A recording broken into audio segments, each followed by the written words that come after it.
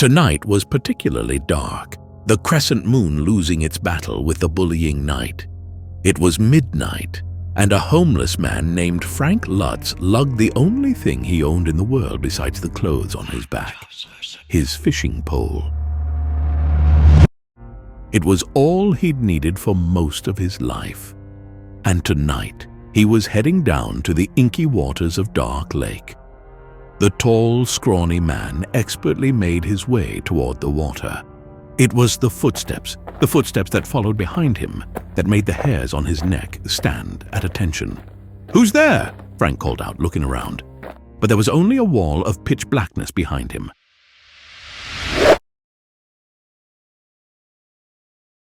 After a brief moment, he slowly turned back to the water.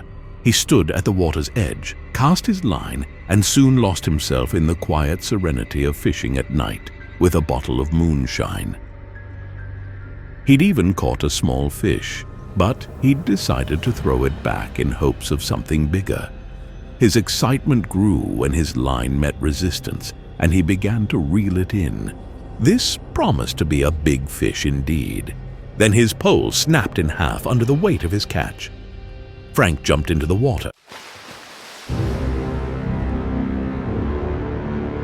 and it became clear this was no fish.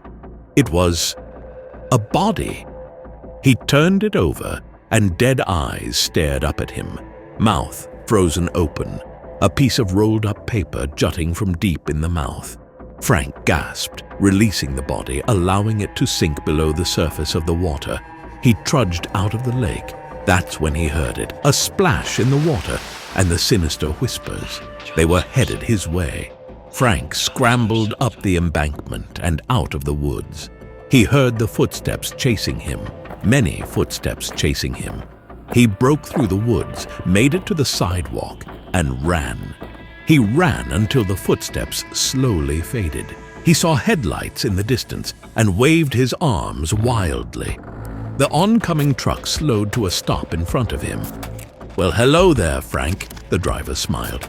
"Let me in," Frank said, wild-eyed. "Please let me in. They're after me."